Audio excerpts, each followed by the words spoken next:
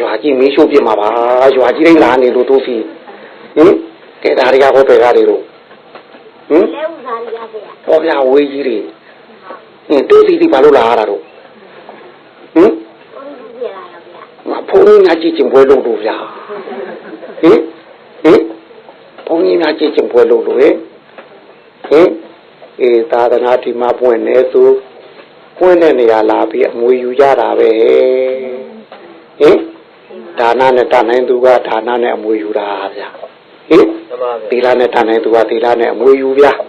ဟင်ဝိပဿနာနဲ့တနိုင်သူကဝိပဿနာနဲ့အမွေယူဗျာဟင်မှန်ပါဗျာကိုနဲ့နိုင်ရထိုက်ရအမွေယူကြတာပဲဟုတ်ကလားဗျာမှန်ပါဗျာအဲ့တော့ကိုယူမဲ့အမွေကိုရတဲ့အမွေတုတ်ကလေးတွေလေပေးပြီးချာရလဲထုတ်သိမ်းထားကြအောင်ဗျာ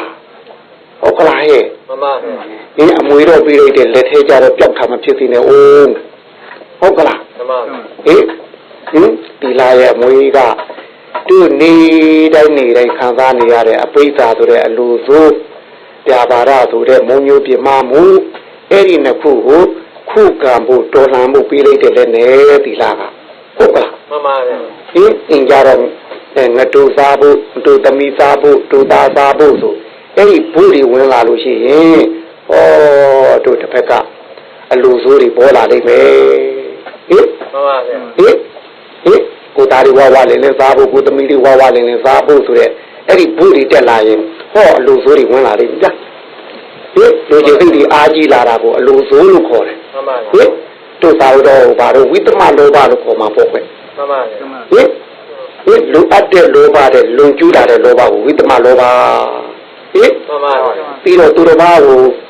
ဘာပစ္စည်းကိုပူပိုင်ဆိုင်ရေးအတွက်ကိုမရတဲ့နည်းနဲ့ကြိုးစားကြတာအဲ့ဒါလည်းလူဆိုးပဲမှန်ပါဗျာဟုတ်ကလားမှန်ပါဗျာပြီးတော့ကိုလူချင်းလို့ရှိရင်ကြိုက်တယ်ပြောပြီးတော့ကိုလူချင်းမကြိုက်ဘူးပြောတာအဲ့ဒါလည်းမတရားမှုအလိုဆိုးပဲဟုတ်ကလားမတရားမှုမုံညိုပြမမှုပဲမှန်ပါဗျာကျသားရဲ့ချိုချင်းဒီတို့တော့ချိုတာမဟုတ်ဘူးသူ့ကံသူ့ကျူးပြီးသူ့ဦးလူအာဟာရအတိုင်းသူ့ချိုရတယ်မဟိမှန်ပါဗျာသူကရတာကြိုက်တော့ဘယ်လိုချိုတယ်ထင်တာပါဗျာကောင်းတဲ့ထင်တာဗျာချိုတာကတော့မကြိုက်တဲ့ချိုမှာကြိုက်တဲ့ချိုမှာမှန်ပါဗျာမှန်ပါကောင်းတဲ့ထင်ပြီးတော့သူ့ဆွဲတတ်တာမဟုတ်ဘူးလားမှန်ပါဗျာမှန်ပါဗျာမှန်ပါအဲ့ဒါလည်းမတရားလို့ဆိုပဲဗျာမှန်ပါဗျာမှန်ပါကြက်ကတို့ဘူးလားချိုပေးတာလားသူ့ဟာနဲ့သူလားသူ့ဟာနဲ့သူဗျာအဲ့တော့ဒီဘက်ကကြက်ကိုကောင်းတယ်ဆိုလို့ရှိရင်ကိုဘက်ကကျင်းငါပြီးကြီးနဲ့တွေ့တော့ဘယ်နဲ့လို့ကောင်းတယ်ပြောမလားမပြောပါဘူးအချုံကြိုက်တဲ့ပုဂ္ဂိုလ်ကမှန်ပါကြက်တော့ကြက်ပဲမဟုတ်လားမှန်ပါပါကျင်းငါပြီးတွေ့တော့ဘယ်နဲ့လို့ဟုတ်ပါပါကောင်းလာရကြတော့ကောင်းမှုလို့ပြောပါပါအဲ့တော့ကျင်းငါပြီးကတော့ခင်ဗျားတို့မကောင်းအရွယ်တိုက်ပြီးပြီးတာလားဟုတ်ပါဘူးဗျာဘာဖြစ်လို့သူ့ဘီတာတာတွေသူ့ဦးတာတွေတိုင်းသူပြီးတာပဲမှန်ပါသူ့မောင်းအောင်လာလို့ကြတာမဟုတ်ပါဘူးအဲ့တော့သူကမကြိုက်တော့မကောင်းတဲ့ဆုံးဖြတ်တာအဲ့ဒါလည်းအလူစုကြောင့်ဖြစ်တဲ့ဆုံးဖြတ်ချက်တွေပဲဟုတ်ကလားဟိမှန်ပါဗျာလူတွေမှလည်းပဲဒီတိုင်းပေါ့ဗျတချို့လည်းသူ့ရဲ့နောက်ကကံရှင်တတိပြီးတော့ညင်းဖျက်ဝါဒနာတိုင်းတချို့ကြတော့ဒေါသကြီးတယ်တချို့ကြတော့လောဘကြီးတယ်ဗျမှန်ပါဗျာဒေါသကြီးသူကတော့ဘာပြောကလန်ကဆန်ကြီးတယ်ထင်တယ်ဟိမှန်ပါဗျာဒေါသကြီးသူကြီးသူကတော့လောဘကြီးသူကတော့ဘာပြောပြစ်ချွဲထင်တယ်ဟိမှန်ပါဗျာမှန်ပါဗျာအဲ့တော့ဘာတော့ဒေါသကြီးသူကြတော့ကိုယ်သဘောမကျရင်မကောင်းပြောတာထင်တယ်မကောင်းပြောတာပါဗျာသူကတော့သူ့ညီတိုင်းပဲထင်တယ်မှန်ပါဗျာသူ့ညီတိုင်းပါဗျာမှန်ပါသူ့မကောင်းရွေးတိုင်းလုပ်ကြတာလားမှန်ပါတို့မကောင်းရွေးတိုင်းလုပ်ကြတာဟုတ်လို့လားဟုတ်ပါဘူးဟုတ်ဘူးရသူ့ညီတိုင်းသူ့စရာဒီတိုင်းပဲတို့မှဟုတ်ဘူးရနွားနဲ့ပေါင်းနေပြီးလို့ပဲလူရင်းနွားတွေနဲ့မဟုတ်ကြလမ်းပိုင်းခလေးတောင်ရံဖြစ်တယ်ဗျာမှန်ပါဒေါသဓမ္မမှန်ပါဟင်မှန်ပါတယ်အဲ့ဒါသူသိရမဟုတ်လားမှန်ပါတယ်လောဘဓမ္မဟောသူဘသူတွေ့ချိုးပြောတာဟဲ့မှန်ပါတယ်အဲ့တော့ဘာလို့ချိုးကြိုက်တဲ့ပုဂ္ဂိုလ်ကောင်းတယ်ပြောမှာပဲထင်နေမှန်ပါတယ်ဗျာဟင်အဲ့ဒါတူချိုးပြောတာလားဘသူလူချိုးပဲပြောမှာသူ့ရဲ့ဘုံတတိကချိုးတဲ့တတိကိုခဲ့လောဘကပြချိုးတဲ့တတိထင်နေဟဲ့မှန်ပါဗျာဟင်အဲ့တော့ဒုဘကဒါကောင်းတယ်ဒါမကောင်းဘူးဒါကြိုက်တယ်ဒါမကြိုက်ဘူးဖြစ်နေတာသူ့ဘက်ကတော့သူ့ညီနဲ့သူ့စိတ်သူ့ဟာသူလုပ်နေကြတာမှန်ပါဗျာအဲ့တော့ဒီကောင်းတာကိုကြိုက်တာကိုအကောင်းထင်ပြီးလိုက်နေလေသူ့တယ်မောမှာပဲ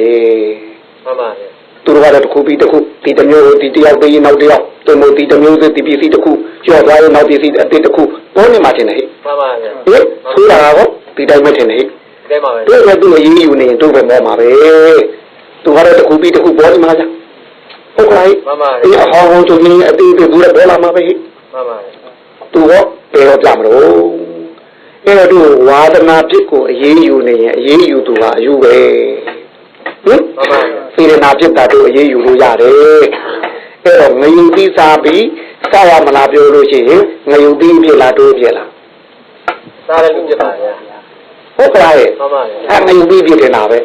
ဘာလို့ဖြစ်တယ်တော့ စားတဲ့လူဖြစ် ဟင်စားတယ်ပြီးပါဟင်တကယ်စားပြီးခြုံလိုက်တာကိုပြောတော့ဘာလို့ဖြစ်တော့ ငါစားတဲ့လူဖြစ်ပါ တကယ်ပြင်မဟုတ်လား ဟုတ်ပါဘူးဗျာ ဘာဖြစ်လို့ ဘယ်ကသူချိုးစရာရှိတယ်ဆုံးပါဟာ ဟုတ်ကဲ့လား ဟုတ်ပါဗျာ ဟင်အဲဒီဘက်ကပြင်နေတာသူကတော့သူကလည်းသူပဲအဲ့တော့ငရုတ်ပြီးမကြိတ်မစားနဲ့ဘောကြိတ်စားဘောသူ့ဘာတွေဘာလို့ကောင်းလဲဆိုတယ်ပြော မှန်ပါဗျာ ဟင်ခင်ဗျားလည်းသူကြိတ်စားဘောမကြိတ်မစားနဲ့ဘောသူကသူချိုတာပဲဟာ မှန်ပါဗျာ ဟင်သူကဘာရေးယူစရာရှိတော့ မှန်ပါဗျာ အေးလူတွေမှလည်းဒီတိုင်းပဲသူ့ဝါဒနာနဲ့သူဖြစ်လာတာသူ့ငင်းနဲ့သူစိတ်နဲ့သူဖြစ်လာကြတာအဲ့ဒါတို့သွားပြီးတော့ဝါဒနာပြည့်ရေးယူရင်သူ့ပဲမောမှာပဲသူ့ဝါဒနာတော့ပြီးတိဆိုမှုဗျဟင် မှန်ပါဗျာ ဟင်ပြီးတိဆိုမှုဗျဒီတိုင်းမသွားမှာအဲ့တော့တို့ကအေးအလိုစိုးတွေဝင်ခွင့်မရအောင်လို့တို့ဒီကနေ့သီလလက်နဲ့ကိုတတ်ဆင်ပေးတာဗျဟုတ်ကလား မှန်ပါဗျာ အဲ့တော့ရွာတွေရောက်တော့အဲ့ဒီအလိုစိုးတွေတို့ကိုကြိုက်တာတွေကိုမကြိုက်ဘူးတို့ထင်တာတွေအဲ့ဒါတွေနဲ့တွေ့တဲ့အခါဒီတရဏဂုံလက်နဲ့ဒီသီလနဲ့ကာကွယ်နိုင်မှာမလားရွာတွေရောက်တော့ ဘာဝနဲ့အောင်ယူသားကြမှာဗျာ ဟင်ဒီကပြန်တော့တွားကြဟိုတလေဥစားတွေကလည်းခင်ဗျားတို့တွားနဲ့ဖြတ်ပြန်အောင်တွားဟိုလေရှိုးရတဲ့ခါတွားဖြတ်ပြန်အောင်ဟောငန်းကြီးတကောင်ကလည်းဝတိချလာဟင်ရေစာလိုလည်းဖြစ်ကောင်းဖြစ်မယ်အစာရှာတာလည်းဖြစ်ကောင်းဖြစ်မယ်သူကလည်းခင်ဗျားတို့မမြင်ဘူးသူကိစ္စနဲ့သူလားသူကလည်းဒီကနေစကားတပြောပြောနဲ့တွားတာလည်းဖြစ်ချင်းဖြစ်သူကငေးတင်းငယ်ငယ်နဲ့တွားတာလည်းဖြစ်ချင်းဖြစ်မယ်လက်တကားလုံးမှာတွားဆုံးမယ်ဖြတ်ပြန်အောင်ငေးကြီးကလည်းရှေ့လည်းတူးလို့မရဘူးနောက်လည်းဆုံးလို့မရဘူးအဲ့တော့သူ့ကိုထိပါလို့ရှိရင်ပုတ်ခတ်လို့ရှိရင်အရေးယူကိုသူအစင်းနဲ့တို့ကိုချိန်ထားတယ်သူကလည်းဘွားဆိုသွားတွေ့ဗျလက်ထဲမှာလည်းလက်နဲ့ပါတယ်ဗျဟင်သူကလည်းနောက်ဆုံးလို့မရဘူးရှေ့တိုးလို့လည်းမရဘူးဟင်ညတောင်ခမ်းနဲ့ညတောင်ခတ်တယ်ဟိုတော့ဟင်အဲ့လိုများတွေ့ခဲ့ရင်တို့ဘယ်လိုလုပ်မလဲတို့ဘယ်လိုဒီလိုမရဘူးဒီမှာလည်းငါပေါက်ကြံမဲ့ထင်တယ်ဟဲ့ဟင်သူတလန်ရှိတဲ့ငါပေါက်ရင်သူစိတ်ပြီးဟိုငန်းကြံမှာတေးရမှာဗျပြင်းလို့ရဘူးဗျပြတ်တယ်လို့လို့ဘယ်လိုတော့လဲရှိုးရင်မေးမှာဘယ်လိုလုပ်ဆိုဟင်တွေ့မဲ့ငါငါယူပြီးတော့မှထင်တယ်တွေ့မဲ့ငါယူပြီးတော့မှတဲ့ဘယ်လိုတွေ့မဲ့ငါယူပြီးမှစတော့မဲ့တဲ့ဘယ်လိုလို့တော့ဘယ်သူမှမလို့ရအောင်ဘယ်သူမှမလို့ရတော့ကွင်းရောပါဖေ။ မရပါဘူးသူ မရတယ် နောက်မှဒီဘာလို့ကြောင်ပြီးလဲလား ။ဟုတ်ပါ ဟင် ။ဟုတ်ပါ နောက်မှဒီလူမလေးနေလားမိလေးတွေကကြောင်ပြီးလဲလား ။ဟုတ်ပါ ဘယ်လိုလုပ်ဟင်ဒီခါရမှာခင်ဗျားအဲ့ဒါတွေ ။ဟုတ်ပါ ဟိုမှာမျက်စိငင်နာတဲ့ငင်မတနာဘူးလားခင်ဗျာ ။ဟုတ်ပါ ဘယ်လိုလုပ်ဟင်ဒီဘယ်သူမှမလို့ရတော့ဘူးလားဟင်အဲ့ဒီလိုလားတဲ့ကြကလေးပြီးလိုက်ပြီးကဲဘယ်လိုလုပ်တော့ဟင်အဲ့ဒါတော့ဒီမှာကြောက်လို့ထားပါတော့လားတခါထင်းရခဲပြီးတွေ့ဦးမယ်လားမှာတော့ပြန်ရခင်ဗျားတို့ဟင်ဒီအိမ်မှာသိမချလို့ဗျာသားသမီးတွေကလည်းတို့ပါတော့တာကောင်းသမီးကောင်းမဟုတ်ဘူးဗျမိဘပစ္စည်းဖြုံးမဲ့သားသမီးတွေဖြစ်နေဗျာအိမ်နာချင်းကလည်းတေသိချရတာမဟုတ်ဗျာအဲ့တော့သူတို့ရှိတဲ့ပစ္စည်းလေးတွေတို့လမ်းပွားရင်းနဲ့ယူကြရမှာပေါ့တချို့လည်းစပိန်နဲ့ဖြစ်ကောင်းဖြစ်မယ်လွယ်တဲ့ထက်တချို့လက်လှဲနဲ့ဖြစ်ကောင်းဖြစ်မယ်အိတ်ထဲထက်အဲ့တော့လှဲကခုံလို့သူတို့စပိန်ခုံလို့ဟောသူတို့ရနာတို့ကလေးလမ်းပေါ်မှာကြာနေတာသိသိလေးဗျဟင်ကြည့်တော့ငွေရလည်းတော်တော်များလားအဲ့ဒီထဲမှာဟင်အိမ်ရချီးရှိတယ်ဗျာရှူရလည်းကြည့်လိုက်တော့တို့ပါတော့စိန်လေးတွေဗရမ ्या လေးတွေမြလေးတွေ တန်မိုးရှိတဲ့ပြည်စည်းတွေကိုတောက်ဆင်ထားတဲ့ရွှေ30သားလောက်ရှိတယ်ဗျာသူ့တန်မိုးပြောလို့ရှိရင်လေတို့ဘာလို့ခုခေတ်နဲ့ဆိုရင်10သိန်းလောက်ရှိတယ်ဗျာဟောငွေသားတွေက3သိန်းလောက်ပါတယ်ဗျာအဲ့ဒါတွေများလမ်းများဗျာတို့ဘာလို့အထုပ်ကလေးနဲ့ကြားနေတာများတွေ့ရင်တို့ဘယ်လိုလုပ်တွေ့မဲ့တင်ရခဲ့ခဏဘယ်နှလုံးလို့ပေါ့ယူကြမှာကဲဘယ်နှလုံးလို့ဟင်ကဲတွေ့ပြီးတင်ရခဲ့ကဲတွေ့ဘယ်နှလုံးကြမလို့လို့ဘူးပြဘူးသီးတွေရှေ့ချပေးစကားပြောရတယ်လို့ပဲဟင်ဘူးသီးတွေရှေ့ချစကားပြောရတယ်လို့ပြဘယ်သူမှလုံးကြတော့ဟုတ်ဟင်ဘယ်နဲ့တော့ကြော်သွားမှာလားယူမှာလားယူကြမှာများပါရဲ့ဟင်ဟုတ်ကလားဟဲ့တော့ကြော်သွားမယ်ထင်လို့အဲ့တော့မောင်လေးခါဖို့ကအာဒိနာဒါနာမဟုတ်လားတိုင်ရှင်သည်ကိုဖြစ်နှုတ်ဖြစ်မပေးတော့သူတော်ဘာပစ္စည်းကိုယုံငင်ချင်းမှာဝေရမနဲ့ရှောင်မမယ်လို့ကိုကတိပါကတိခံထားတာလေဟင်အဲ့ဒါဒီပိုင်ရှင်ကကိုလုံးလုံးနဲ့ပြီးလာမှာဟုတ်ပဲကွမတော်တဆကြရတာလေးပဲဟင်အဲ့တော့ခုနကရွှေသားရတနာနဲ့တကွာက10သိန်းလောက်ရှိတယ်ငွေသားကြီးတွေက3သိန်းလောက်ရှိတယ်တို့ငွေလေးများ100လောက်များလမ်းကြနေအိမ်များကြနေတို့ဘယ်လိုနေမလို့ပြောပါတယ်ဗျာတို့ခင်ဗျာဘယ်လိုနေရှာမလဲဟင်အဲ့တော့သူကပိုင်ရှင်ကတို့တောက်လို့ပြစ်တာမဟုတ်ပဲကွမတော်တဆကြရတာလေသူ့မှာတောင်းတောက်နေမှာပြီးတဲ့အချိန်ကစားပြီးအေးလူလေးရမှာမဟုတ်စားလို့လည်းလို့မှာမဟုတ်ဗျဟင်အဲ့တော့အဲ့ဒါလေးတို့ကလည်းတို့ဘဝမှာဒါမျိုးလူချင်းလို့ကောက်ဆိုင်နေတာ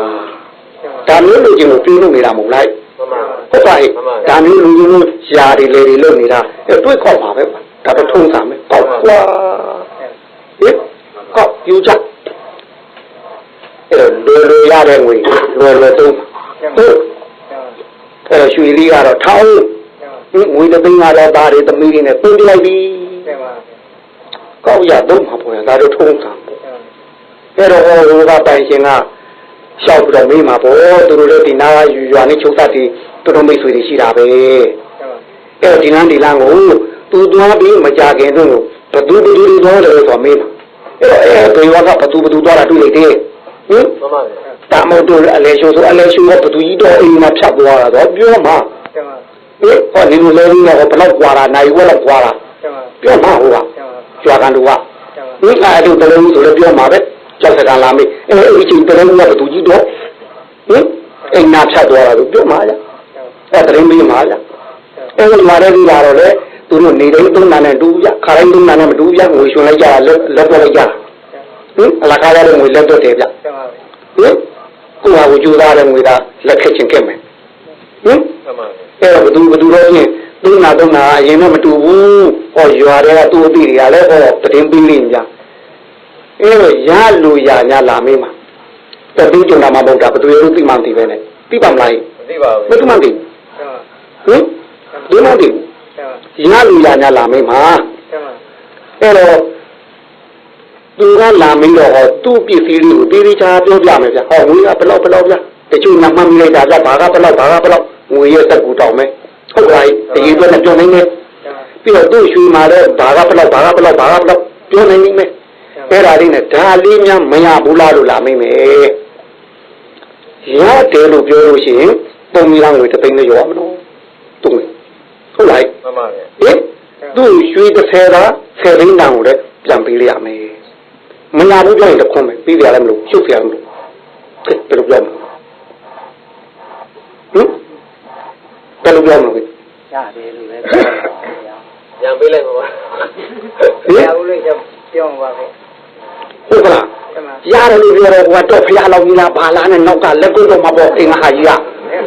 ဖျားချင်းတော့အုံးကြီးအဲ့နဲ့လာတော့ပေါ့ခင်ဗျာမတတ်နိုင်ပါဘူးမတတ်နိုင်ခင်ဗျာယူမှာဟိုဒုမီလာခင်ဗျာကိုတပေးထယူမှာဟင်ကိုဆယ်ရီကြီးလည်းလက်ထက်လွတ်တော့ကဲဖက်လုံးတော့ဟင်ဆယ်ရီကြီးလည်းလွတ်မှာပြီးရမှာခင်ဗျာဟောတကားလေးတစ်ခွန်းနဲ့မရဘူးရတယ်တစ်ခွန်းမဲ့ပြလိုက်မလို့ဟဲ့ဘယ်လိုပြောမလို့ဟဲ့ကဲတွေ့ပြီထင်ရခဲနဲ့တွေ့ပြီလက်ဖက်နဲ့ဒီတခါတော့ထင်ရမဟုတ်တော့လက်ဖက်ပြသွားပြီထင်တယ်ကဲဖက်လုံးမလို့ဟုတ် မေးလို့ရတော့ဟင်ဘယ်လိုလဲသီလလည်းနဲ့ပေးလိုက်ပြီကဲမေးလို့ရရလားဟင်ရတယ်လို့ပြောမှာခင်ဗျာနောက်ကခင်ဗျာဘုရားပြမအုံကြီးကခေကြီးကပြီးတော့မှခင်ဗျာကိုနောက်ခေကြီးကတပိတ်မောက်တော့မှခင်ဗျာဟင်သမီးကတပိတ်မောက်မှခင်ဗျာဘယ်လိုလုပ်မှာတော့ဟင်ခင်ဗျာရှုဖောင်းလိုက်ပြီးတော့မှဘုပကံလေးနဲ့ဒီလောက်ဖျားဖြစ်ခြင်းဟာကြီးဆိုတော့ဟင်အင်္ဂါနေရှုပြီးတော့ရှုဖောင်းခဲ့ပြီးတော့မှခင်ဗျာကဲဘယ်လိုလုပ်တော့ဟင်ဘိုးလည်းခိုင်းပါဟိုဘာဘိုးလည်းခံလို့ဟိုဒေါ်လာလေးဟိုကတော့ပြပါခင်ဗျာဟင်တပ်ပတူပြည့်ပြည့်တင်နေမှာပုတ်ခွဲမှာပါပဲဟင်ဘုဒ္ဓဝါဒရှာတဲ့ကလေးရှိတာတင်နေဟိမှန်ပါဗျာဒါခင်ဗျားတို့အဲ့ဒါပုတ်ခွဲနိုင်တယ်ကိုသားလေးကအလုံးဆိုးကိုဖြင်းလဲရိုက်ဒီဖြင်းလဲရိုက်ကိုဖြင်းလဲဟိုလက်ဆော့ဒီဖြင်းလဲလက်ဆော့ဗျဟင်ကျူးလာတဲ့ပြည့်တွေကຢာသုံးမှုမနေဘူးအဲ့ဒါကတင်းချောင်ပြင်းနေဗျအဲ့ရဲကလည်းလူရှိတော့သူ့အမြဲတမ်းလာပြီးတော့ချောင်းဗျဟင်အဲ့ရွာကဟိုတို့အုပ်ချုပ်တဲ့ပုဂ္ဂိုလ်တွေကလည်း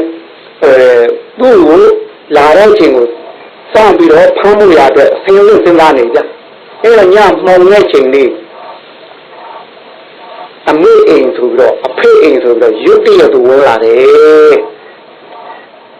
အမေနဲ့အဖေနဲ့တွေ့ချင်းလို့သူမိဘများနဲ့တွေ့ချင်းလို့သူလူချင်းနဲ့ပြည်စည်းလေးချင်းကားလေးတွေလူချင်းလို့ဝင်လာလိမ့်မယ်အဲတော့တို့ရွာတွေကစောက်ရှောက်တွေကပြီးသွားတယ်ပြီးတော့ရဲစခန်းကိုလမ်းပြီးတော့ကြောင်းကြလိုက်မယ်ချက်ချင်းလာပါဟင်တတိဒါအိမ်ရောက်နေပြီဝင်သွားတာကျွန်တော်တို့တွေ့လိုက်တယ်ခင်ဗျားတို့ချက်ချင်းလာပါတော့ရင်းရလည်းလာမပြအိမ်ပိုင်းထားပြီဟင်သားရလည်းကြောက်ရှာလုံးလို့ကြောင်ထဲမှာသင်ဦးရဲတွေနဲ့ဝင်ပုံရင်ပုံဒါမှမဟုတ်ရေရောက်ရှိတဲ့အင်္ဂလိပ်ရောက်ပေါ်တက်ပုံနေမပြဟင်အဲ့တော့ရင်းရရှိတာဝင်ပြီးတော့ခမည်းအိမ်ကိုခမည်းသားမလာဘူးလားလို့မင်းမပြလာတဲ့ဆိုရင်ကိုသားပြမလို့ထောင်ကြတော့မယ်မလာဘူးဆိုတော့ခုနှစ်ပြီကဲဘယ်လိုလုပ်မလာဘူးလို့ပြောမှာဟုတ်ကဲ့လားဗျာမှန်ပါကဲဘယ်လိုဟင်အလဲရှူရီပဲခဏခဏလာတယ်ဘယ်လိုလုပ်ဟင်ကဲကိုသားရှိပြီဒီခါတော့ခုနကပိုက်ဆံမပြန်ပေးချင်ပေးကြလားဟင်ကဲကိုသားတော့ပြီးမလားဗျာဟင်ဘယ်လိုလဲဟောပြောရတော့ပြည့်လို့ခေါ်တာဟင်အဲ့မှာမူတာဝါရာတို့သိခါဖို့လာတော့မှာပဲခုတို့လုံနာပေါ့ကွအဲ့ဒီအချိန်မှာလုံမလုံဆိုလာမှာအဲ့မှာဒါဘုံချစ်လုံလုံးတော့ဒါဟာတရားတွေဖြစ်စီမတရားတွေဖြစ်စီသားတက်ကယူလိုက်တဲ့အပိဿာမဝင်နိုင်ဘူးလားဝင်နိုင်ပါလေအဝင်မှာပဲအဲ့ဒီနေရာမှာတို့သားဘောကိုချစ်လုံလုံးတဲ့အပိဿာကိုပတ်ရမှာဗျဟုတ်ကလားဗျဒီတန်နိုင်မှာမလားဗျခဲ့ဟင်တန်နိုင်မှာမလားဗျဟင်တွေ့မဲ့အပွားရှိလေဘယ်လိုလုပ်ဟင်ဘာလို့ဗျအနိုင်ဘူးကြလားကဲဟင်ဒီတော့မောကမမနာမပြောပါဘူးခင်ဗျားတို့လာလျှောက်တာဘာဖြစ်လျှောက်ထားတယ်ဟင်တို့ကမှုသာဝါရာဝေရမဏိသိက္ခာပဒံသမာဓိယာမိဆိုတာတပည့်တော်မမဟုတ်တာမမနာဆိုမပြောပါဘူးခင်ဗျာလို့ဒါတို့လာပြီးတော့ဟင်တတိခါလာမဟုတ်ဘူးလားမှန်ပါဗျာတို့ယူကြတော့မဟုတ်တာမမှန်တာပြောပါဘူးတဲ့ပါလေးရှိတော့ပဲနဲ့တုံးကြဟင်တပည့်တော်ရဲ့စကားတော့ပါလေးမပါဘူးထင်တယ်ဟုတ်တယ်ဟင်ဘယ်လိုခံနိုင်မလားရဲ့ချိန်ခံနိုင်ပါဘူးဗျာဟင်အဲ့ဒီတို့အပိဿာဆိုတဲ့အလူဆိုးတွေမတရားမှုတွေကိုဖယ်ရှားဖို့ရအတွက်တို့ဒီလားနဲ့တရဏဂုံပေးရတာဗျာဟင်မှန်ပါဗျာဒီလားနဲ့တရဏဂုံပေးရတယ်ကိုသားပဲဖြစ်စေကိုမရပဲဖြစ်စေကိုလေးမဖြစ်စေကိုသမီးပဲဖြစ်စေလောကရဲ့ဥပဒေကိုချိုးဖောက်လို့မတော်မတရားဖြစ်ခဲ့ရင်သူ့တရားဥပဒေကဆံရခုံရုံးကနေပြီးစကားပြောရမှာမဟုတ်လားမှန်ပါဗျာတရားတစ်ဖြစ်မယ်လေဟင်ကိုသားလေးပေါ်ဘူးတိလောက်ချစ်တယ်လို့ကိုတစ်ဖက်ကကိုသားလေးကြောင့်ပြည့်စည်ရစကားတော့သူတို့ရဲ့တက်မဲ့ပစ္စည်းတွေသူတို့ရဲ့တက်ရှိဖြစ်ရင်သူတို့ရဲ့ဘာသမီးတွေသူတို့ရဲ့ကိုလိုနေမှာပေါ့ဟုတ်ကဲ့အသွားတိုင်းရှိပြန်တိုင်းရှိမှာပေါ့အဲ့တော့ဒီချိန်လေးမှာတို့အာယုံမှစိတ်မှတို့ဒီလိုတကလေးပေါ်လာရအောင်ကရဏဂုံပွားမှာတယ်ဟင် အဲ့ဒီလူစုမဝင်မဲနဲ့ပင်ကိုယ်စိတ်ကလေးပေါ်လာအောင်သူကနှလုံးမသားမှုအဘိဓါပြပါရမဝင်ပဲနဲ့သူစိတ်ကလေးပေါ်လာအောင်တရဏဂုံလေးနဲ့ပွားပြီးအဲ့ဒီစိတ်ဆိုးစိတ်ရုပ်ကလေးတွေကိုဖယ်ပြရမှာအဲ့ဒီစိတ်ဆိုးစိတ်ရုပ်ကလေးတွေလွတ်စင်သွားလို့ရှိရင်ကိုရင်းပါသေးဆိုတဲ့လူသိဖြစ်ဖြစ်ပေါ်လာပါလိမ့်မယ်ဟုတ်ကလားကိုရင်းပါသေးတော့ကိုနဲ့ကိုရင်းပါထားတာဟင်ငါဒီလူခါရင်ငါပဲလူနေမလဲကိုအရင်မေးလိုက်ငါဒီလူခါရင်ငါမှသိစင်းရဲကိုစင်းရဲဖြစ်မယ်ဒီလူခညာဘက်ကဟောဒါကိုနဲ့ကိုရင်းပါလိုက်တာတယ်လေမှန်ပါဗျာဟင်အဲ့ဒီကိုရင်းပါလေးလေးဝင်လာရင်မေတ္တာဆိုတဲ့ဓာတ်လူထားမှုစိတ်ကအလိုလိုပါလာပြီတင်တယ်မှန်ပါဗျာဟင်ကိုနဲ့ဓာတ်လူထားလိုက်ပြီတင်တယ်မှန်ပါဗျာဟင်ငါသိချမ်းသာလို့သူလည်းသိချမ်းသာပြရမယ်ဒါဆိုမေတ္တာဖြစ်သွားပြီတင်တယ်မှန်ပါဗျာဓာတ်လူဖြစ်သွားပြီ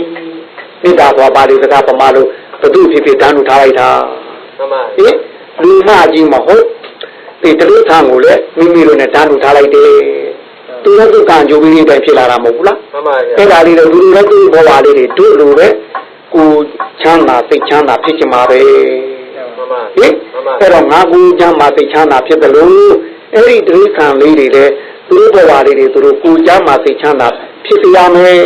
ဒီတာပြောပါပြီတဲ့ဟင်မှန်ပါဟင်ငါကိုချမ်းသာစိတ်ချမ်းသာတယ်လို့တပန်းသူတွေလည်းကိုချမ်းသာစိတ်ချမ်းသာခြင်းရှားကြမှာပဲဆိုအဲ့ဒါကိုချင်းသာတယ်မှန်ပါဟင်ငါကိုချမ်းသာစိတ်ချမ်းသာတယ်လို့တပန်းသူတွေလည်းကိုချမ်းသာစိတ်ချမ်းသာပေးရမယ်မြတ်တာတယ်ဟင်မှန်ပါဟင်ကိုချင်းသာရှိရင်မြတ်တာပါလာပြီမဟုတ်ဘူးလားမှန်ပါဗျာကိုချင်းသာမရှိဘဲနဲ့မြတ်တာပို့လို့တကယ်မြတ်တာပါပါမလားမပါပါဘူးဗျာဟင်တရားပို့ရင်ဝတိကမြတ်တာနဲ့ပြီးသွားမှာပေါ့မှန်ပါဗျာဟင်မနောကမြတ်တာပါပါမလားပါပါဘူးဗျာကာယကမြတ်တာတော့ပါနိုင်ပါဦးမလားပါနိုင်ပါဘူးဗျာမနောကနဲ့ကာယကပါနိုင်မှုပစ္စမြတ်တာပစ္စလေးမှာပဲဆိုလိမ့်မယ်ဟင်မှန်ပါဗျာခုနကိုချင်းသာမြတ်တာပါလေမနောပါတဲ့အတွက်ကာယရောဝတိရောအကုန်ပါတာဗျာဟင်မှန်ပါဗျာဒါလေးပါသွားလို့ရှိရင်တို့တစ်ဖက်သားပေါ့အကျိုးထိခိုက်နေအောင်လုပ်ပါမလားလုပ်ပါဦးဗျာကိုယ်ကိုယ်ရောအကျိုးထိခိုက်နေအောင်နေမအောင်လုပ်ပါမလားလုပ်ပါဦးဟေးအဲ့ဒါအတွက်တို့ဒီသီလတွေယူတာဗျာမှန်ပါဗျာဟေးဒါလူဒီမှာရောက်တော့လိုရတာမဟုတ်ဘူးလားမှန်ပါဗျာဟေးလူဒီမှာရောက်တော့လိုရတာဗျာဒိဋ္ဌံပြီးရောက်မှတော့ဒီကိုကြီးသားတွေဝင်နေပါဦးမလားဝင်နေပါဦးဗျာဝင်နေတော့ဘူးဟေးမိသားထားပြီရှိပါဦးဗျာရှိတော့ဘူးသူကောင်းပြီးတော့ငွေကြီးကလည်းဖမ်းမျိုးနေတယ်သူကောင်းသွားပြီးတော့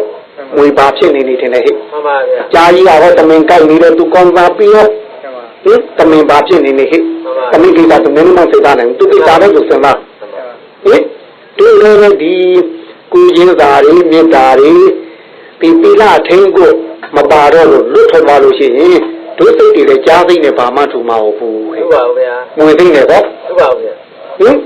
ဘယ်နဲ့တော့ထူရမလားပေါ့ဟင်အဖွာလူရင်းလားမွေမျိုးလားဘယ်ဖွာအဖွာရွှေလေဘယ်လိုလို့လူရင်းလားငွေမျိုးလားဖွာဟင်လူရင်းလေးဒီမှာဖွာရဒီလိုဟင်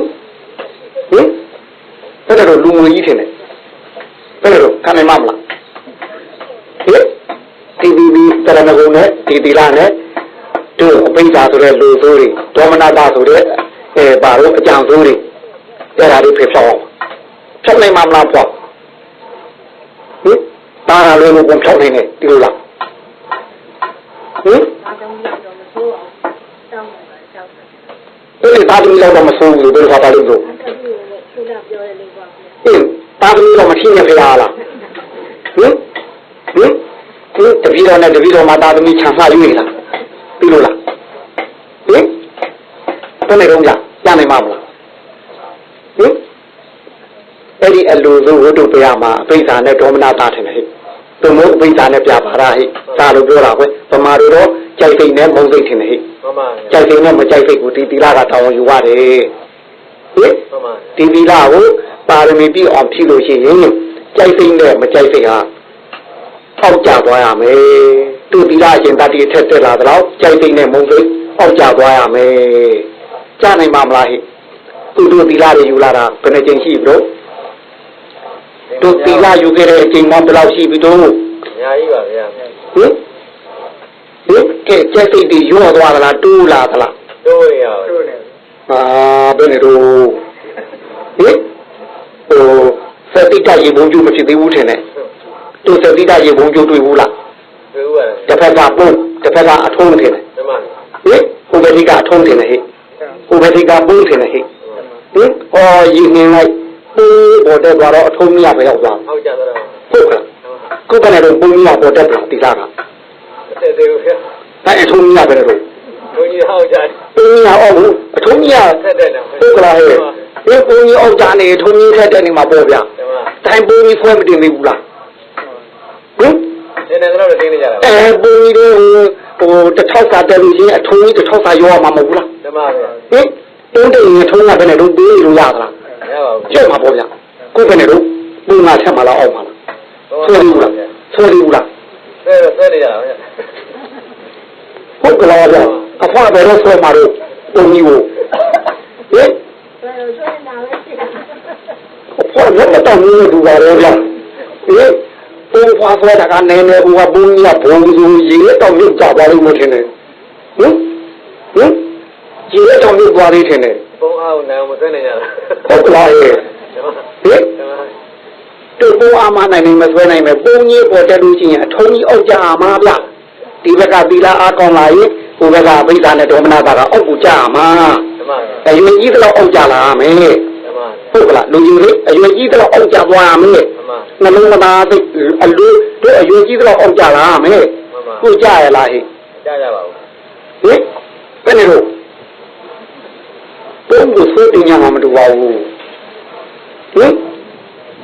ဘယ်နဲ့တော့မင်းမရတော့အဲ့ဒါရေတောက်ချင်တာလားအထုံးကြည့်ချင်တာလားဟင်ရေမလူချင်လားရေလူချင်လားမရဘူးမှာဗျဟင်ဘယ်နဲ့တော့ရေလူချင်မလားမလူချင်ဘူးလား လူချင်းကြပါလေ အဲ့ရေလူချင်ပုံထဲရောက်မှရေတောက်ရမှာမဟုတ်ဘူးလား ဓမ္မဗျာ ဒီပုံထဲရောက်မှတို့ဘာလို့ချိုးရမှာမဟုတ်ဘူးလားဒီပုံထဲရောက်မှတို့သုံးနေတာသုံးရမှာမဟုတ်ဘူးလား ဓမ္မဗျာ ကဲဘယ်နဲ့တော့ဗျဒီလိုဆိုပုံကြီးဒီလိုအောက်ခမှာလားဟင်အပေါ်ကြီးတင်ရမှာလားဒီတောက်ချင်းရင်ဟင်ဖွာဘယ်လိုများလဲလားဗျပုံကြီးကိုအောက်ဒီတိုင်းမထားတော့မှလားရေလို့ပြထားတော့မှလားထုတ်ပြမေးဘယ်သူမှလေးငွေလို့ရတော့ဘူးလားဟင်အဲ့တော့ဒီဖြစ်နေတဲ့ဟာကိုအဘိဓါနဲ့ဒေါမနတာဘုံဘုံကြိုက်သိနဲ့မကြိုက်သိဟင်ဒီအကြောင်းတော့ကိုလိုက်တဲ့အတွက်အဲ့ဒီမကြိုက်သွားပေါ်လာတယ်နဲ့ဟဲ့ ဓမ္မ လောဘကြောင့်ဒုက္ခဖြစ်တာဟဲ့ ဓမ္မ ဟုတ်ကလားဟဲ့အဲ့ဒါကြောင့်တို့တွေပူနေကြတာရှိထားတဲ့ဘိုးဘိုးတွေသူ့လက်ခံထားတဲ့အလူလက်ခံထားတဲ့ပေတော်မှမဟုတ်ပူပါမလားဟဲ့လူတွေလက်ခံထားရင်တော့ပူလို့ဟဲ့ မပေါ်ပါဘူး ဟင်တပေါင်းရှိသူကဟောပူသလားဟဲ့ မပေါ်ပါဘူး တသိရှိရင်တော့ဟဲ့ မပေါ်ပါ တ ဘူး တန်းရှိရင်တော့ဟဲ့ မပေါ်ပါဘူး အဲ့တကယ်ကြီးတက်မှရှိရင်တော့ဟဲ့ မပေါ်ပါဘူး အလူချင်းကပေတော်မှမဟုတ်အဲ့တော့လူလောက်ပါလိုက်လုံနေရရင်လည်းပေတော်မှလည်းဆုံးမဟုတ်ဘူးဟင် ဓမ္မ အဲ့တော့တို့တွေမှာပူလာပြီလောက်လာပြီဟုတ်ကလားဗျ ဓမ္မ ဟင်ငါသားဖို့ဆိုပြီးပြည်စည်းဆိုရင်လည်းချွေးမသုံးမှာပါ ဓမ္မ ငါသမီးဖို့ဆိုရင်တမတ်တက်သုံးသွားမှာပါ ဓမ္မ ဟင်ပြည်ကြတဲ့ဘုန်းနဲ့မသိမဆိုင်တမန်နဲ့ရတဲ့ကလေးကိုကိုမီလေးပါဆိုတစ်ခါထပ်ပြရအောင်မခင်ဗျားတို့ ဓမ္မဗျာ ဟင်ဒီမနဲ့ရတဲ့ကလေးကိုမီလေးတစ်ခါထပ်ပြရအောင်မခင်ဗျားတို့အဲ့ဒီမှာပူလာမှာဟင်မီလီနာတခုဖြစ်တဲ့ပူမှာဗျမီလီနာကိုမျက်စိအောက်ကပြောက်တယ်ပူမှာဗျဟင် ဟုတ်ပါလေ တာရင်းနာကိုမျက်စိအောက်ကစပြောက်ပူမှာဗျကိုသမီးလေးကိုမျက်စိအောက်ကပြောက်ပူမှာဗျဘယ်လိုဖြစ်အဲ့ဒါဒီလိုနဲ့မြေပူနေချင်လားရေတောက်ချင်လားဖွာဟင်အဲ့လိုပဲအပူခံနေချင်လားရေတောက်ချင်လားဖွာဟင်ဟောပြမေးလို့မရတော့ဘူးဟင်တို့မောင်းတာမင်းလို့ငြိမ်းနေကြတာထင်တယ်ဟင် ဒီတော့အမေအစီအဝေးရောက်ပါပြီကြာ ဟုတ်ပါမလား မာမာဗျာ ဟင် မာမာ တိုင်းတော့မှလားဗျ တောက်တော့ပါ အဲတော့မဆိုရင်ပုံကြီးထဲဟင်ဆွဲမှာထင်တယ်ဗျ ဆွဲရပါ ဟင်ကဲဘယ်လောက်ဆွဲမှာတော့ ရောက်မင်းဆွဲရတော့ ဒီကနေ့ချက်ချင်းဆွဲမှာပေါ့ဟင်ကြီးကမှနေကြဒီကနေ့ချက်ချင်းဆွဲမှာထင်တယ်ဆွဲနိုင်မှာမလားကွာဟင်ကျတော့ဘူးတပီတော်မနဲ့သားကိုခြံထားယူလာဟင်နိုင်တော့ခေါင်းရအောင်ပါနိုင်တော့တဲ့ငတ်နေရခုပြကြီးကချိုးနေတာခုပြအိုက်လာပြီဟ အဲ့တော့တို့တီလာအကောင်းလို့တို့စိတ်ကလေးစင်ကြဲနေတော့ဟိုဘက်ကအယုတ်တရားကအောက်ကိုဆင်းရမှာအဲ့တော့တို့တီလာအားနေနေလို့ခုနကအယုတ်တရားဖြစ်တဲ့အလိုဆုံးစိတ်နဲ့မုန်းကြီးစိတ်ကရှိနေရင်တေးတောင်သူ့စိတ်နဲ့တရားရင်တို့အောက်တန်းသားဖြစ်သွားမှာကြည့်ပါဦးဟုတ်ကလားအဲ့တော့တို့ဖရာရဲ့သာသမီတွေလို့ဒီခံထားတဲ့ဖရာရဲ့အမျိုးပါလို့ဒီခံထားရင်တို့လည်းထက်သွားမှာတဲ့ဟင်အောက်ပြန်မှာလားထက်သွားမှာလားထက်သွားမှာဟုတ်ကလားသွားနိုင်မှာမလားအင်းတို့ဆွဲတင်ပြီးတော့ထက်လုံးနိုင်မှာမလားအောက်မှာလည်းဒီလိုပြုတ်ထားတယ်မှာလားအမေဘုသူမမေကူမရတော့ခွေအင်းဦးဆွဲတင်လို့ဒုဘုံကဝရောဒုအကျင့်ဝရောတီလာဝရောဆွဲတင်ရမှာဗျအဲ့တော့ပုံဆွဲတင်ရင်တော့ရည်လဲပါပြီးသားထင်တယ်ဟဲ့ပါဗျအဲ့တော့တီလာပါလို့ချင်းတီလာနဲ့နှီးနေတဲ့ဘဝလည်းအဆင်မြင့်မှာပေါ့ကွယ်ပုံနဲ့ရည်အောက်ကြဖို့မရှိပါဘူးသူအဲ့လိုကိုဆွဲတင်နေရမယ်ဗျတင်နိုင်မှာမလားဟဲ့တင်နိုင်မှာပါဗျတင်နိုင်မှာပါအဲ့ဒါတီလာနဲ့အမွေယူတာလို့ခေါ်တယ်ဗျသူအဲ့လိုတီလာနဲ့အမွေယူနိုင်ရမယ်သူစာရဆိုတာတော့အင်္ဂါချီလက်နဲ့စီဝါနဲ့ဆိုပါတော့လေစီဝါဥစ္စာသုံးရမှာနဲ့အင်္ဂါချီလက်သုံးရမှာနှစ်ခုညာပြိုင်လို့အန်တရကျုံးနေစီဝါဥစ္စာကသုံးလိုက်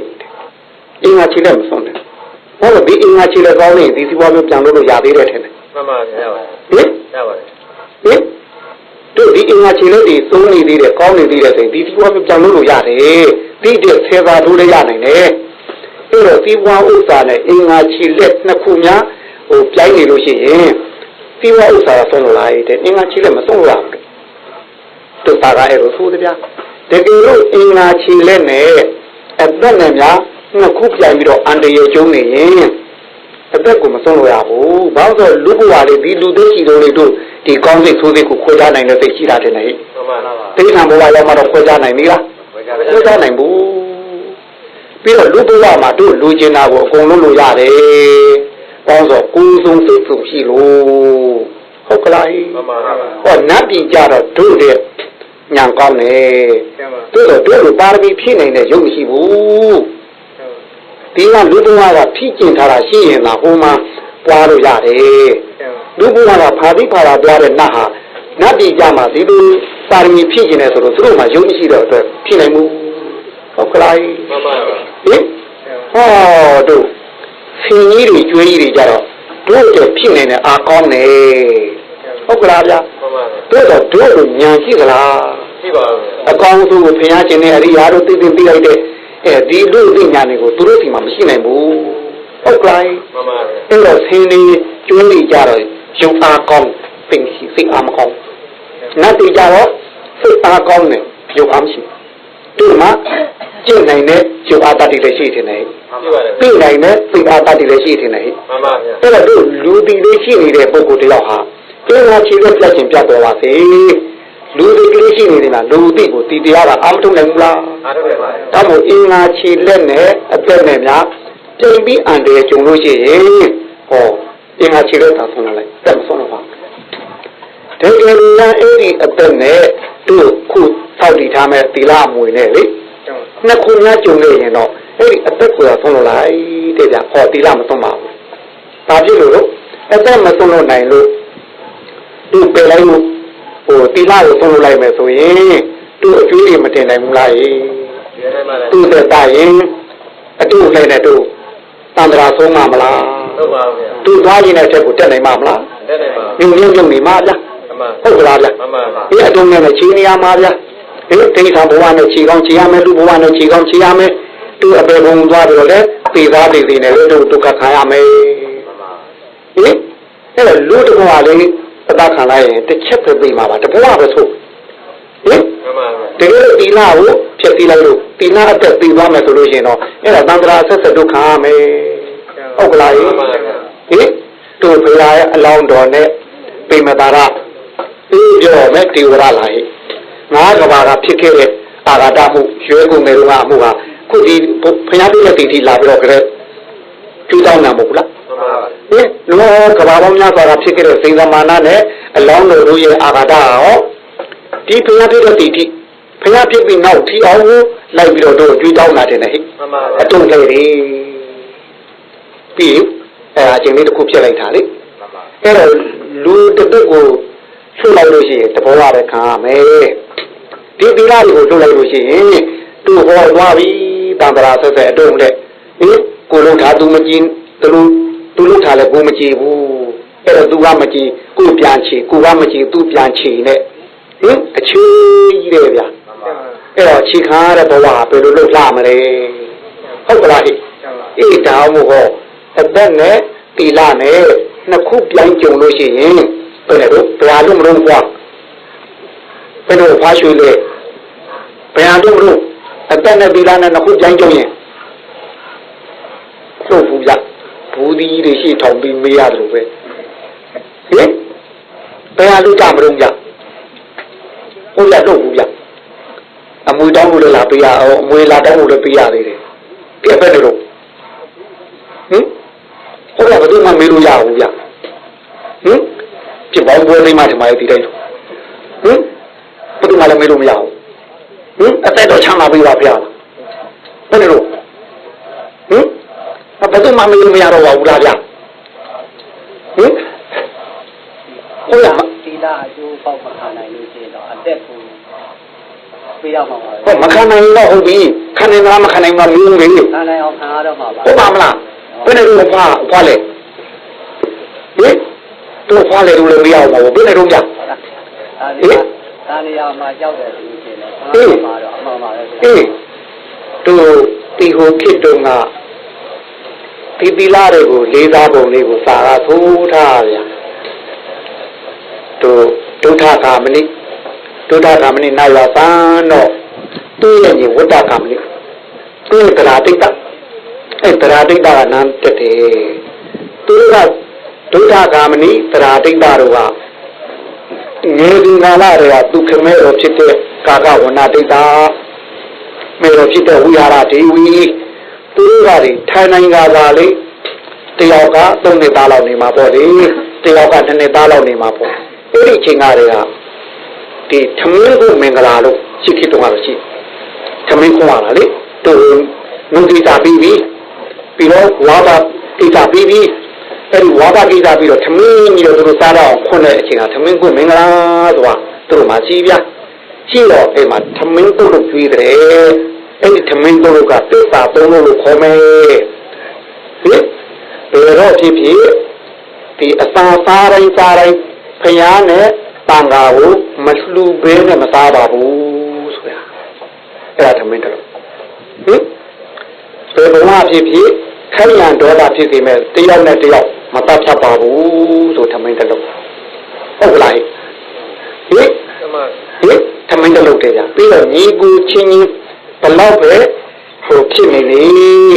ဝန်ပွဲနေတယောက်နဲ့တယောက်စိတ်မတိုက်ပါဘူးဆိုတော့အဲ့ဒီကတိနဲ့သူတို့သမင်းတို့ကျွေးတယ်အဲ့လိုဆိုပြီးသူတို့စားတာဟင်ဒီလိုနဲ့တို့သရာတိတ်နန်းတက်တဲ့အချိန်ကျတော့သူ့မှာကောင်းကင်လာဖွဲ့ကောင်းကင်လာဆိုတော့ဒီကောင်းကင်လာကလည်းတို့ကောင်းမထောင်နေတော့တွေ့တယ်တဲ့ဒီကောင်းကင်လာကနေပါနောက်ပါဖြစ်တော့နာတီဝရယောကဆက်လာတယ်ဟင်အဲ့နာတီယူကလည်းတခါတော့မရတော့ဘူးလေဗျအဲ့တော့သူ့တမားတော်တွေကိုမေးတယ်ဒီယောဂါကိုဘယ်ဖင်းနဲ့ကုမလဲတမားတော်ကသိတာပေါ့ဗျာကိုလုံးတွေ့ချက်ပြီးတော့အရှင်ဘုရားရဲ့ဒီယောဂဝေဒနာခါးသားသားမှာပျောက်မယ်ဆိုတော့အဲ့ခါးသားမှာမသားရင်ပျောက်ဘူးအဲ့တော့သူပဲတော့ခါးသားသားတော့မဲအဲ့တော့ခါးသားကလည်းကြောက်ခဲမဟုတ်ဘူးဗျဘယ်နဲ့လို့ဘူးဟင်ကြည့်လည်းမဟုတ်ဘူးဗျမှုလည်းမဟုတ်ဘူးဗျခါးသားတဲ့ဟင်အဲ့တော့သူကနေပြီးငါခါသားသားခြင်းလေဆိုလို့သူ့မူရန်တွေကတိုက်ရင်တော့သူ့ရဲ့ဝတိပယောဂကြောင့်သူဝတ်တတ်မှုတွေမပါနိုင်ဘူးလားပါနိုင်ပါတယ်ဗျာဟင်သူ့ရောခါပေးရမှာဟုတ်ကဲ့အဲ့သူကလည်းတတ်မယ်ဆိုရင်တော့ဆိုရမရှိဘူးပေါ့အဲ့တော့ခါသားကလည်းစောင်းမှဖြစ်မှာတို့တော့ဒီခါသားကိုသူ့ကိုမီပြု၍တတ်ပြီးတော့ဆက်မှာတော့သူစင်းနေတယ် သူဒီတိတ်ခါဖို့ကိုမပြောက်ပြအောင်လေအဲ့တော့သူ့တိုင်းပြည်မှာဘသူဒီတိလာရှိတယ်လေလို့တော့သုံးစမ်းတော့ရှေ့ခေတ်ကတော့ဝန်ကြီးချုပ်ကိုအမချုံလို့ခေါ်တယ်ကွအခုကတော့ဝန်ကြီးချုပ်လို့ခေါ်တာပေါ့လေရှေ့ခေတ်ကတော့အမချုံအဲ့ဒီအမချုံကြီးရဲ့တာမောင်တိလာကငင်းငယ်ကလေးကသူကသူ့တဲ့တချင်းရှိသူ့စာယူချင်းရှိသူတစ်ပါးကိုလိန်ပြီးတော့ပြောတာမရှိမှားတယ်ပဲမှန်တယ်ပဲဒီလိုပဲကြားတယ်ပဲလုံးသူတည်ရင်သူတည်းပဲဟုတ်ပါရဲ့အဲ့ဒီပုဂ္ဂိုလ်တရားတော့ရှိတယ်ဆိုတော့ဘယ်လိုလုပ်နေသည်တွေးတန်ကြတဲ့ယုံကြည်တာမရှိဘူးအဲ့တော့စမ်းပတ်ချင်တော့သူ့မင်းချင်းတရားကိုအဲ့ဒီမောင်တီလာအိမ်ကိုလွတ်လိုက်တယ်ငွေ1000နဲ့ပေးလိုက်တယ်ရှစ်ခင်ငွေ1000ပေါ့အခုခေတ်ဆိုတော့ဒီ10ဘိန်းညီများလိမ့်မယ်ထင်ပါတယ်ဗျဟင်အခုခေတ်ငွေတန်ဖိုးက10သာတော့မှကတော့ပဲနဲ့ဟင်ဒီခေတ်ကလေးမှာကိုတို့ပါတော့အနည်း30လောက်တို့မှာငွေရတမိုးကြီးကြည့်လိုက်ကြသူ့ရဲ့မတိုင်ငင်ကငွေနဲ့အခုငွေနဲ့လားဒီအရင်ကတည်းကအခု30မှန်းကတော့ပဲနဲ့ထင်တယ်အဲ့အရင်ကတည်းကတာပြည်ပြီးအခု30ကားသေးလို့လားဟဲ့ဒီအဲ့တော့အဲ့ဒီမှာစာပေါင်းများပါနဲ့တွေ့လိုက်ရှစ်ခေတ်ဒီခေတ်ကငွေ1000အခုဒီတော့ငွေ10သိန်းလောက်နဲ့ညီညတယ်ထားအဲ့ဒါတစ်ဖက်ကဓာတ်တက်လက်နဲ့ကြက်တော့ဟုတ်ကဲ့ဒီကမောင်ဒီလာအမေနဲ့ဆွလိုက်တယ်မိဖန်းရဲ့သူ့တီလာသူ့ကိုတေချာအမင်းကြီးကိုမှာပြီးတော့မောင်ဒီလာဟိုဒီကြက်ကိုတတ်ပြီးတော့သူ့ကြက်ကင်ကြက်ကြော်များနဲ့လေဘယ်လိုပွဲတော့တယ်အဲ့လိုပွဲတော့တယ်လို့ရှိရင်ဟောငွေ1000နဲ့ရကြက်ကလေးတစ်ကောင်တတ်ဟုတ်ကလားကျက်ကောင်တတ်မှာငွေ1000လားဟင်တကယ်လို့ဒီကျက်ကိုမတတ်ပါဘူးမတတ်ဘူးလို့ငင်းဆောင်လို့ကျင်တော့အာနာဖိသာမှုနဲ့ထောင်းနဲ့လားအဲ့ဒါငွေ1000ဘုံရလူ1000မြလူ1000ထောင်းချ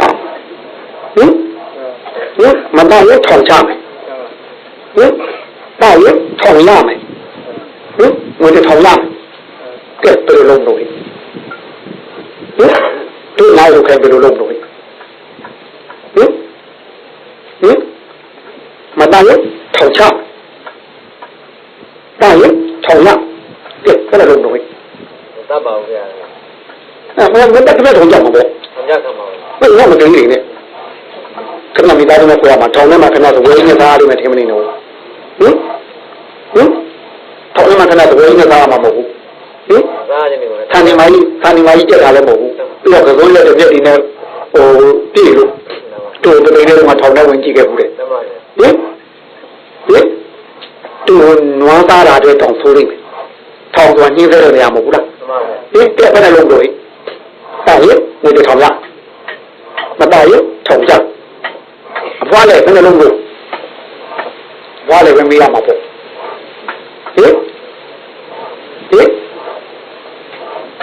မင်းမရတော့ပါဘူးလားဆက်လေဒါနဲ့ပဲချင်းကုန်တော့မှာပဲတတ်ပါလားမတတ်ဘူးလားမတတ်ထောင်ကြမထောင်ရ